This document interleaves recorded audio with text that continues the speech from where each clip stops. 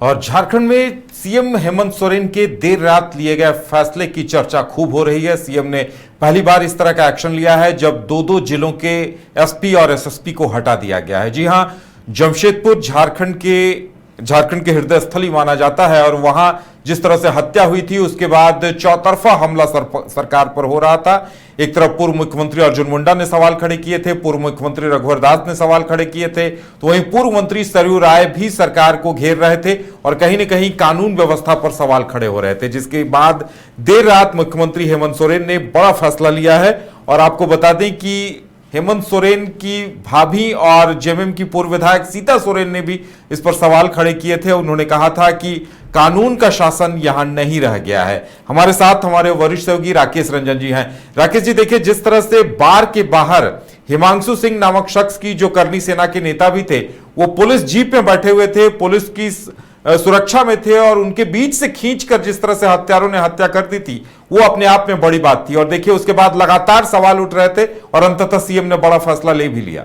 जी हाँ, मुख्यमंत्री हेमंत सोरेन ने बड़ा फैसला लिया है। हिमांशु सिंह की हत्या जो है वो एक दुखद घटना है और मुख्यमंत्री हेमंत सोरेन ने ये कड़ा फैसला जो है वो लिया है। उन्होंने मंगलवार की देर रात जमशेदपुर के वरीय पुलिस अधीक्षक पीयूष पांडे और सरायकेला खरसावां की पुलिस अधीक्षक निधि द्विवेदी को तत्काल प्रभाव से उनके पदों से हटाकर पुलिस मुख्यालय से संबद्ध करने का आदेश दिया है और उन पर विधि व्यवस्था बनाए रखने में विफल रहने और आपराधिक गतिविधियों पर प्रभावी नियंत्रण स्थापित करने में लापरवाही बरतने के मामले में कार्रवाई की बात जो है वो सामने आती है। तो देखिए, मुख्यमंत्री ने स्पष्ट किया है कि जनता की सुरक्षा जो है वो सरकार की सर्वोच्च प्राथमिकता है। अपराधियों के खिलाफ कठोर कार्रवाई जो है वो की जाएगी। मुख्यमंत्री ने यह भरोसा दिलाया है और कहा है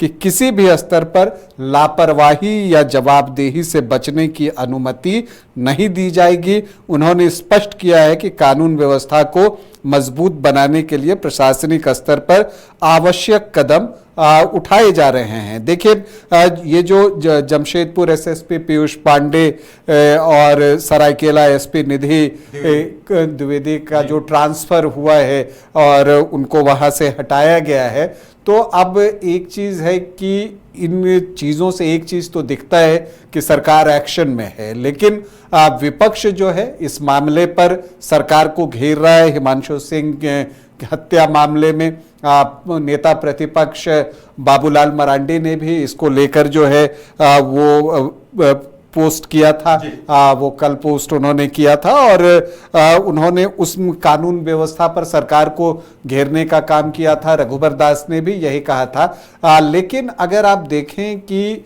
जो सबसे सख्त आलोचना जो है वो सीता सोरेन की तरफ से आई है और उन्होंने कहा है कि हिमांशु सिंह की सरेआम बर्बर हत्या और सरायकेला जमशेदपुर में लगातार बढ़ती आपराधिक घटनाएं यह साबित करती हैं कि झारखंड में कानून व्यवस्था पूरी तरह ध्वस्त हो चुका है। तो उन्होंने जो है सरकार पर हमला बोला है। जनता के भारी आक्रोश के बाद जमशेदपुर एसएसपी और सरायकेला एसपी को हटाना सिर्फ एक प्रशासनिक लीपापोती है। ये बातें सीता सोरेन ने सोशल मीडिया पोस्ट में लिखी हैं और उन्होंने लिखा है कि केवल अधिकारियों को मुख्यालय संबद्ध करने से राज्य की कानून व्यवस्था नहीं सुधरेगी। उन्होंने ये भी लिखा है कि राज्य की जनता को सिर्फ तबादले नहीं बल्कि अपराधियों पर सख्त और ठोस कार्रवाई चाहिए ताकि ऐसी घटनाओं पर लगाम लग सके, पीड़ित परिवार को न्याय मिले और अपराधियों को कड़ी से कड़ी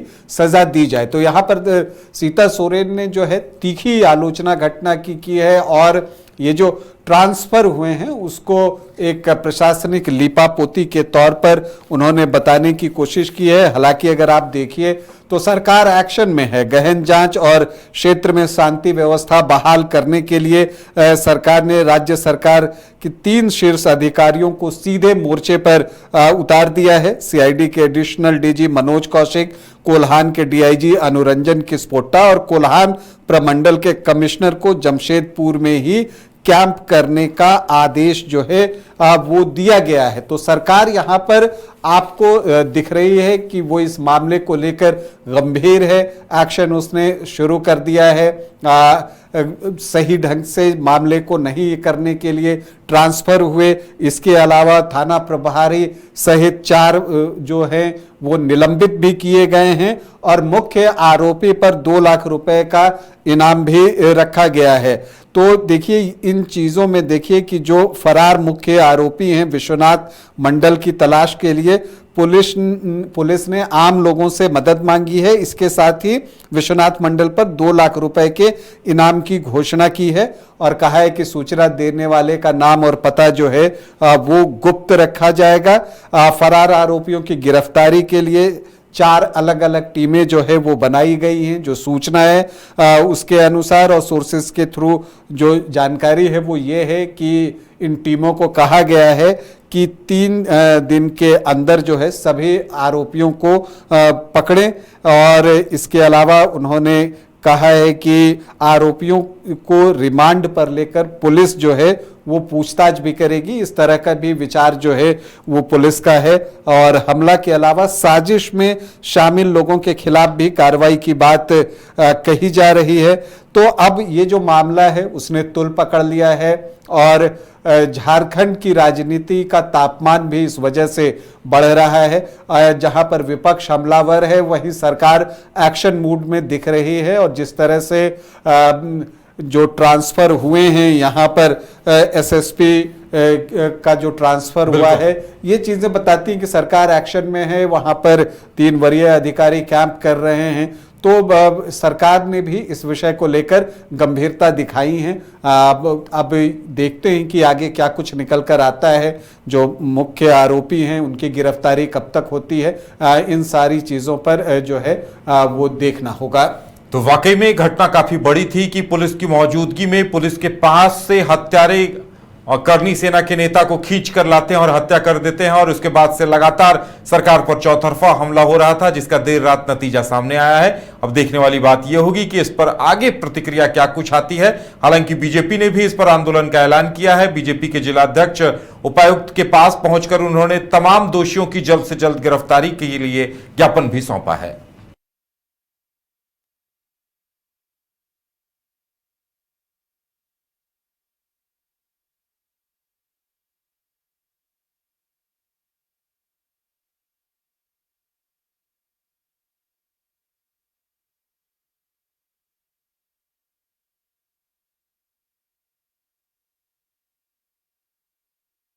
घर रहने का मकान भर नहीं, ये खुशियों की तिजोरी है।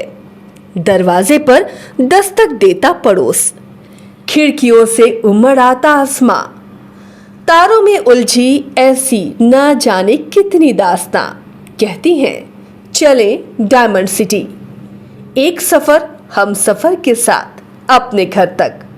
Diamond city, life long bonding, 500 से ज्यादा खुशहाल डायमंड परिवार।